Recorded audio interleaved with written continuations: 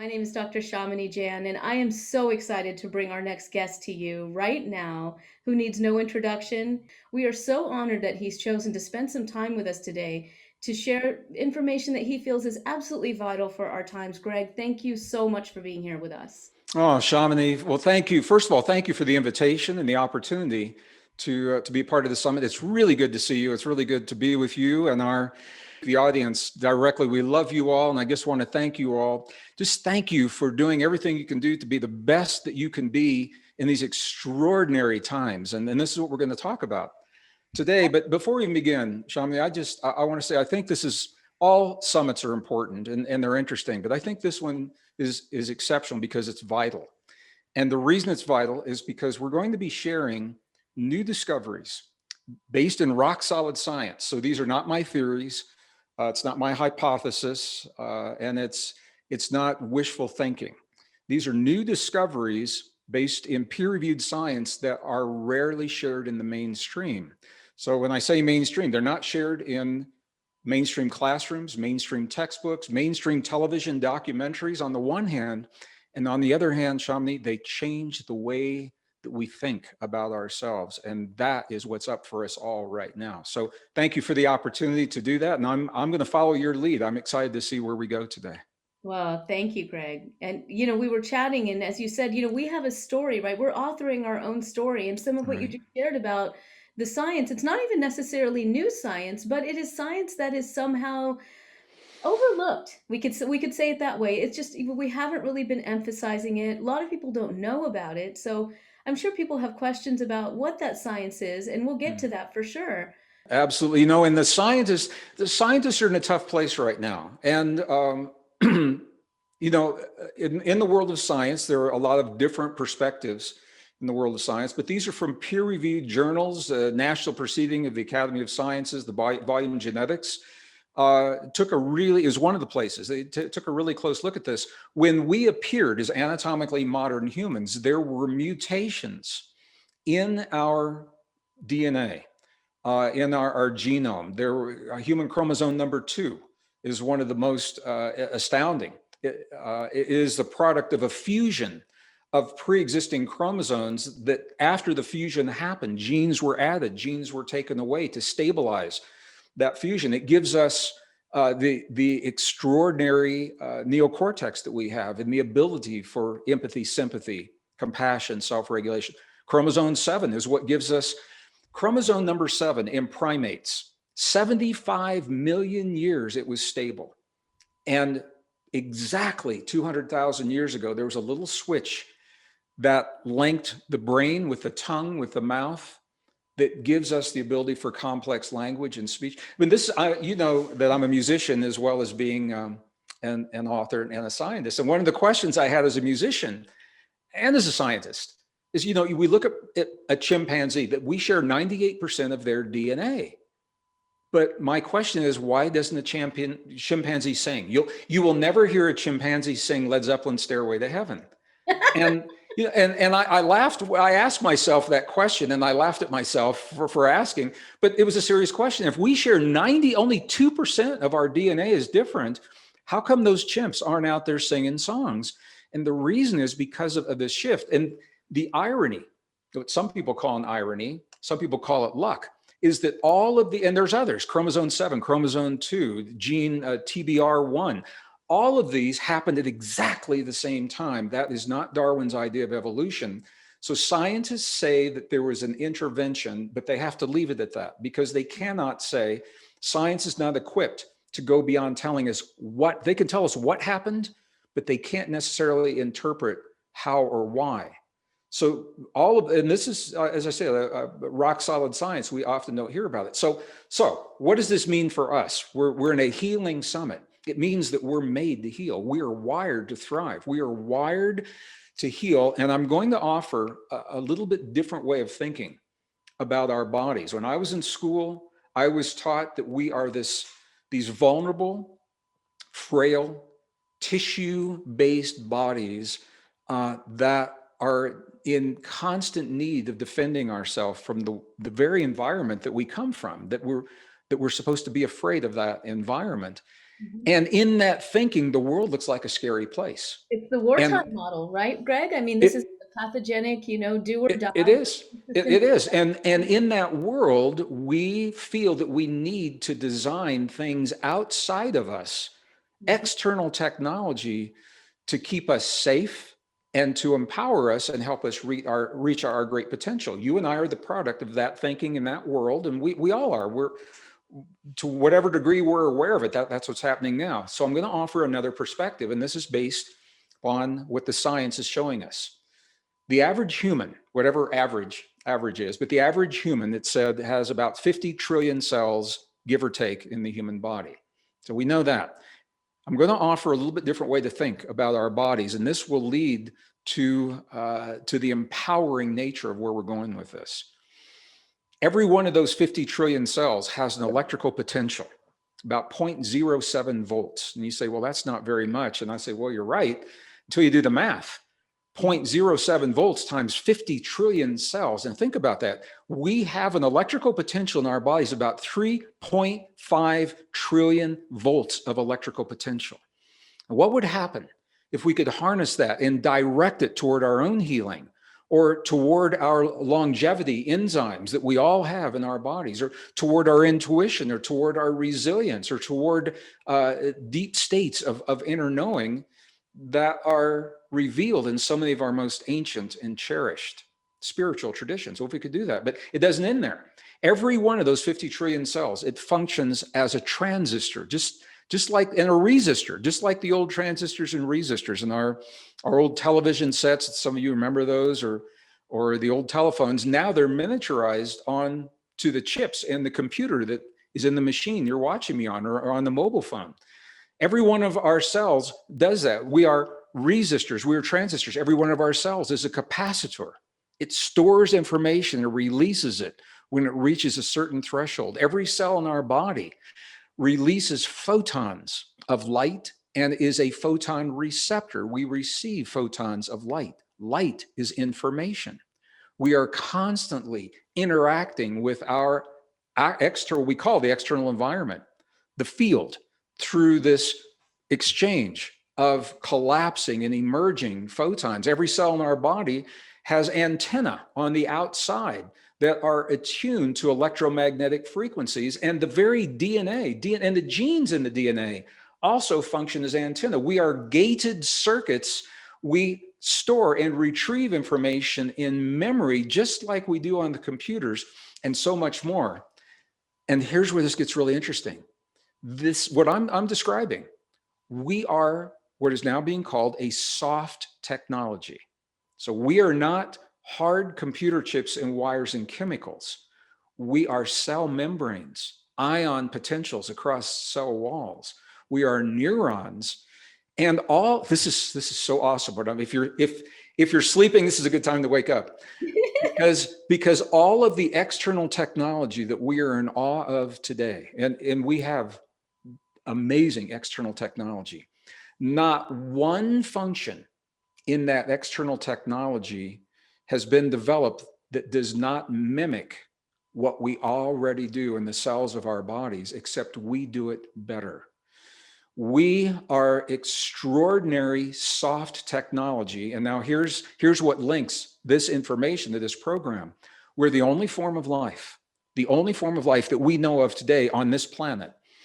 Maybe others, I'm sure there is in other worlds, but in this planet, we're the only form of life that can consciously self-regulate our internal technology. And what I mean by that, we're the only form of life that can sit down in a moment in time and say, in this moment, I choose to self-regulate and strengthen my immune system. Well, who doesn't want that in the age of a pandemic?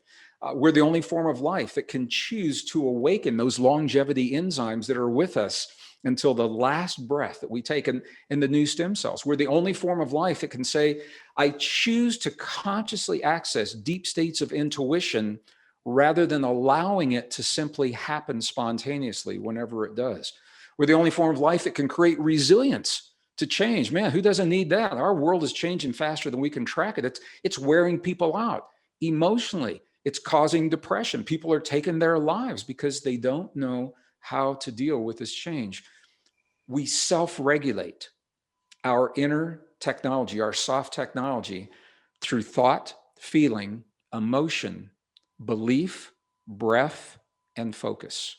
And those are the elements Mm, that we have studied in some of our most, again, our most ancient and cherished spiritual traditions, who have preserved many of these principles that now parallel what is being revealed in the laboratory as scientists begin to understand this potential. So what we're talking about, it's a very, and Shamini, I'm the first to admit this. This is so different from what I was taught, but I have to be honest with myself. I think we owe it to ourselves to be honest with ourselves about who we are. And when I began as a scientist to read what was revealed, I had to make a choice. Do I honor the storyline of the past in academia? For me, I chose to leave academia for that reason. And some of your other, I can't speak for them, but I know some of your other speakers have done the same thing. I completely understand. Yeah, yeah, because we made a choice to share this information truthfully, honestly, factually, directly with our audience, rather than maybe writing a white paper and having it relegated to an obscure journal that nobody's ever going to read, Yeah. for 20 years. So what this means, this changes our story, and now I'm just going to bring in one more piece, then we can dive into this. Ultimately, people say, Greg, if this is true, why don't we know it? Why don't we use it? Here's the question that's up for all of us. What I just said to you is rock solid science. These are deep truths. They're facts, well documented in my books, in the scientific literature, if you can read that scientific literature. The reason, and this is what's up for us right now, it all comes down to love. The question, do we love ourselves enough to live our lives in the way and make the choices in our lives to nourish our bodies and move our bodies and invite the breath of life into our bodies? Do we love ourselves enough to live our lives in a way that allows us to be the best versions of ourselves that are Mhm. possible? And when we say yes to that, changes everything. It changes our relationship to a global pandemic. It changes our relationship to politics, to science, to religion. It changes everything. And for me, Shamini, this is perhaps the most empowering thing that is up for us right now, is embracing the deep truth of our existence. So does that make sense if I say it in that way? It's so beautiful. I mean, I just want to summarize some of what you've shared because it's so powerful. You know, you've shared with us that essentially research has already demonstrated that we come in with tremendous potential, that the Yeah. story that we were told, that we evolve slowly over time, that our genes sort of respond to our environment, there's evidence to suggest that that may not be true, that actually we've come in for thousands and thousands of years with potential. There's evidence that there's almost sort of a lightning fast shift, as you described, in about 200,000 years ago, of that shift that actually showed the connections between our brain and our mouth, our ability to use language. By the way, when you said that, my thought immediately went to Saraswati and Saraswati Nadi, because there's a description of a nadi, that is an energy channel in the body, that describes exactly what you were talking about. So quite interesting. But most importantly, I think what you're sharing with us is that the evidence has been there. And Greg, as you know, our nonprofit, the Consciousness and Healing Initiative, has been very jazzed about forwarding area in the biofield, which is still Sure. very controversial in mainstream science. So much of what you shared about the cellular potential, the cellular communication, we also know that this is true not only in how we heal ourselves, but how we heal others. Now, obviously, the pathway is to heal ourselves, and as we heal ourselves, we heal others as well. We're no longer going to engage in this wounded healer sort of paradigm that we've also Right. been in for some time. Just to pepper that, there's some recent research that, again, as you say, is rock solid, with what we call entangled fish, that Sure. is showing that, if this is the bystander effect. So they've actually demonstrated this. You can put two fish together and they swim together, right? So they're swimming together in a tank. You take one set of fish out and then you irradiate them. You kind of put radiation energy on them.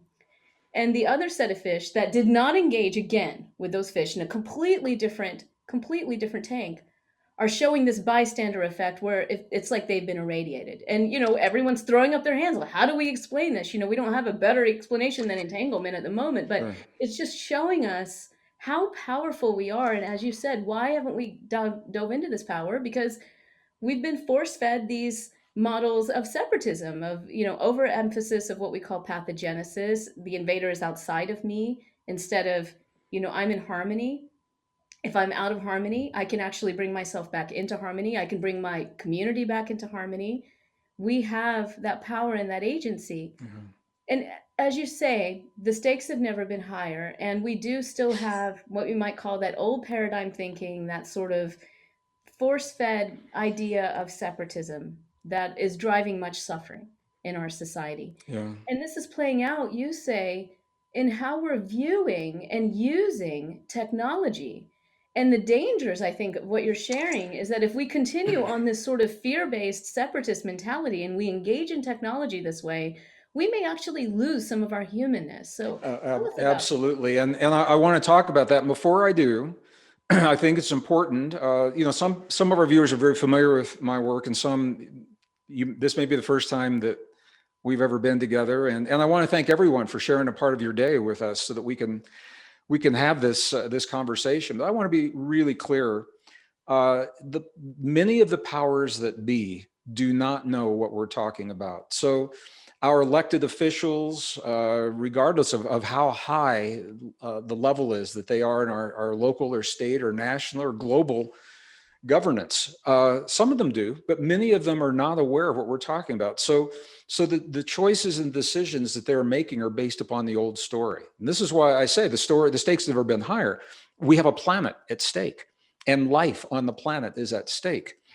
And I think what's important is, rather than judging those people for the choices that they're making or judging ourselves, and there is a conditioning, it's based upon this story of competition, struggle, and separation. We have been taught, Shamini, to demonize the things that no longer work for us. We've been taught to demonize and hate, to justify moving in a new direction and making new decisions. From my perspective, I think it may not serve us to do that. We all have had a lifetime of feeling inadequate, of our stories telling us, that we're not worthy, of right and wrong and good and bad, and comparing ourselves to success and failure. And all of that only works if you have some model that you are comparing yourself to. But if you let that model go, then everything we've done in the past is simply our experience. It's our learning curve.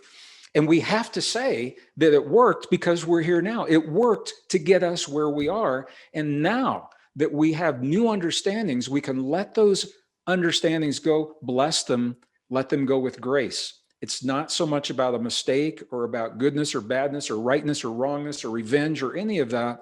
This is a new day. It's a new world. We are perhaps more unified in that understanding than we have been for a very long time. The whole world knows that we're in this together and that we're going somewhere. But here's the beauty of this conversation. Where we're going hasn't happened yet because we're creating it through what we understand right now.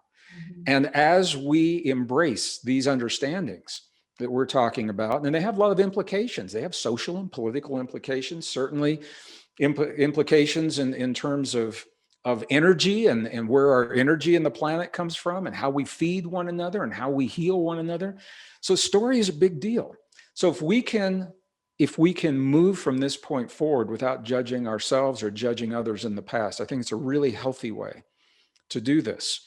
Now, one of the places where this is coming up, because the world is changing and because of our story that has taught us that we are powerless victims of a world that we cannot control, there is a greater desire to create stuff out there, external technology, to replace our soft technology so that we feel good and safe in the world, feel good about ourselves, feel safe in the world. And we're also being told that we need this external technology to achieve our greatest potentials. And in whole, in mass, that movement is being called the transhumanism movement. And it's a very complex conversation, more than I can really do justice to in this brief conversation.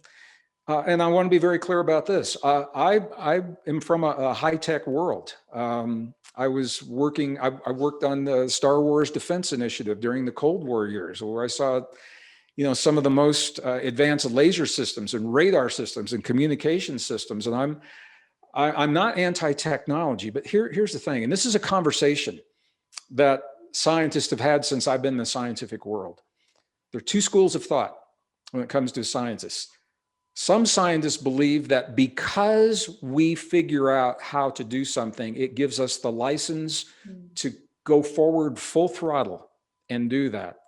Other scientists say because we figure out how to do something doesn't mean that we need to carry it to its greatest expression, that we need to throttle that discovery with things like morality, with human values.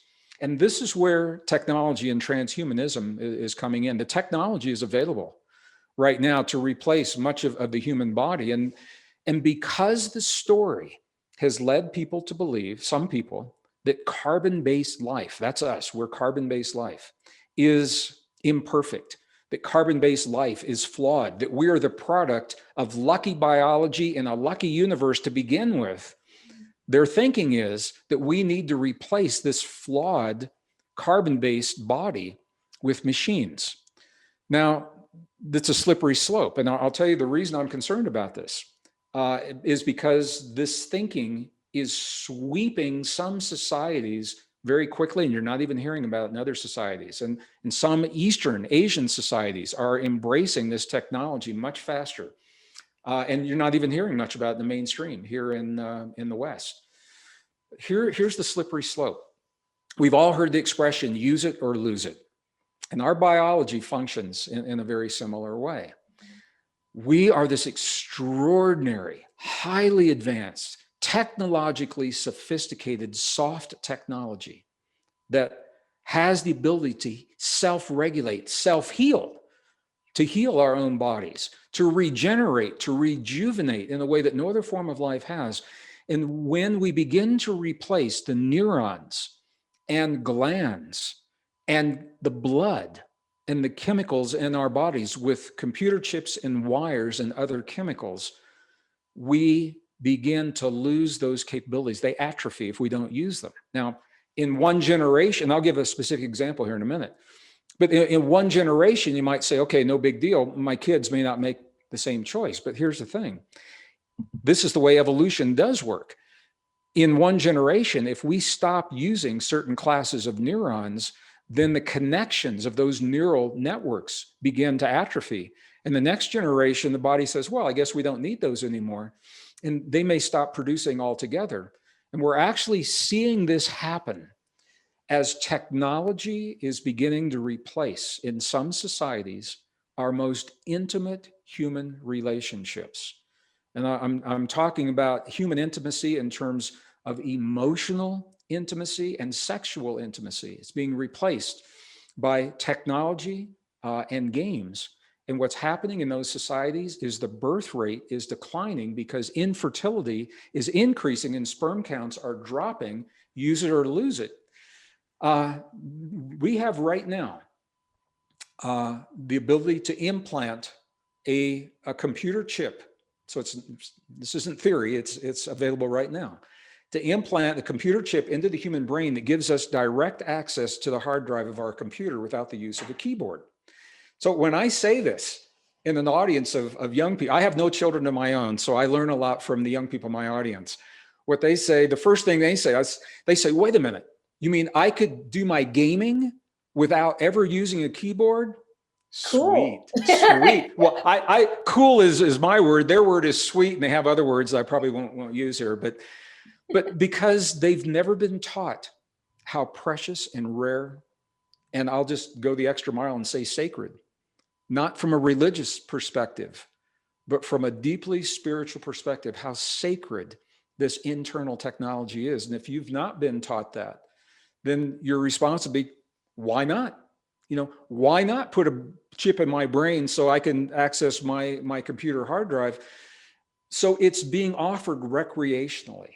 And this is the thing: if we embrace these technologies recreationally in one generation, uh, what is it that we're compromising? And so again, I'm going to be clear. I'm not saying it's right, wrong, good, or bad. I'm not saying do it or don't do it. What I am saying is that we need a cautionary pause, because we are at the crossroad of transhumanism and biology, what it means to be human.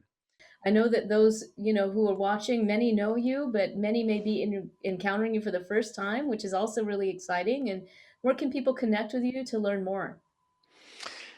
Come to my house. No, no, I'm just, the best way, I'm just kidding. The best way to connect with us is certainly through the website, www.greggbraden.com. And that's Greg with two G's, Gregg, because my mom did that intentionally, Shamini. Two G's means it's a Greg and not short for Gregory. One G is short for Oh, Gregory. I never So, knew that. so I'm just a Greg, and greggbraden.com. And I think I have a book entitled Human by Design through Hay House. They retitled that book, The Science of Self-Empowerment, same book. Probably more closely reflects this conversation if people want to see. And I say that because the science is very well documented. All of the references for the scientific journals for the chromosome 2 and chromosome 7 and all those things are in that book. So That's thank you for the opportunity to share that. And once again, I want to thank everyone that's sharing a part of your day with us today. Shift Network, you're awesome. All my brothers and sisters and my family at Shift, and you, dear Shamini, and I look forward to sharing the stage with you again in a panel or a conference like we did in LA Oh, you bet. right before the shutdown last year. It was the last event that I did, and I Yeah, was and honored what to a share the fun stage with you. event. So thank you. Thank you. Yeah, what a fun event it was, Greg, and thank you so much. I look forward to us collaborating more. And thank you again so much for your time. And thank you, everyone, for listening. I know that you are inspired as I am by the truth of what's here with the science and the wisdom that Greg has shared with us today. Thank you very much for joining us. Thank you.